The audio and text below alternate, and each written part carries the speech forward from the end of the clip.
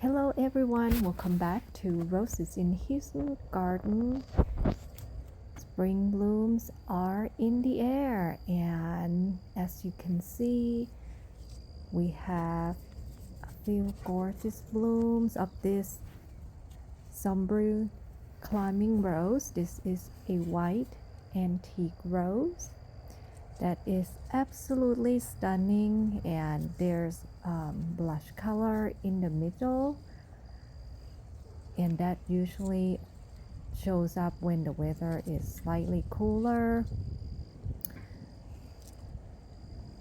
But typically when the weather is warmer, the middle part is kind of white or light yellow. But at this time, since we have a slightly cooler spring, the color in the middle is definitely gorgeous as well.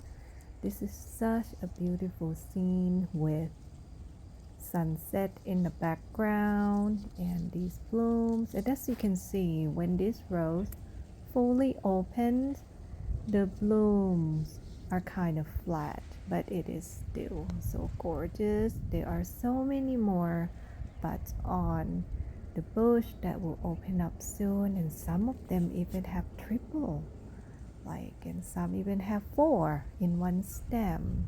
Isn't that amazing? I just cannot wait for all of them to open up. It's going to be quite a show for sure. See buds and blooms everywhere, and the lateral shoots. I didn't do a lot of hard prune on this rose at all, and this is one of the roses that put out blooms so early this spring. And moving on to this another amazing climbing rose, Spirit of Freedom. And if you watch one of my previous videos, that bloom on the right was eaten by something, but it still opened up nicely. This one as well got eaten, part of it, but the blooms are so packed with petals, and we have so many new growths. That bloom right there is stunning too, but the outer petals kind of have some damages from the wind. And these two blooms just open up. That super cup bloom shape. It's just amazing, deep cup blooms, absolutely gorgeous. So I cannot wait to see more blooms from this beauty this spring. Right now, it just puts on a lot of new healthy growths, as you can see. Just a matter of time before we have bloom explosion. And moving on to the next one. So today, showcasing all the climbing roses. This one is Raspberry Cream Twirl. Aren't they gorgeous? And the colors in real life is more pink, but on here you may see more red, but in real life it's more pink with white, with a blend of white colors as well. This is another great bloom climbing rose, and I have had this one since 2020. This is one of the I think it's the biggest climbing rose that I have, that I planted in the ground. I pruned some, I think I pruned maybe about 80%, 70 or 80%. I didn't get to defoliate it again. So by the time that it's done with this flush, probably will have a lot of black spots on the leaves, on the foliages, but that's okay. And as of right now, I'm still working on this side of the yard. I just finished filling up this gigantic raised bed finally, and as you can see, I have a lot of barriers set up on that bed because of that lady right there. She jumped onto the bed earlier, and so I have to put up those pots and parts to protect these roses from her jumping back into the bed. And I finally planted Rosanna, that is a climbing rose that I just got this year, leafing out so beautifully.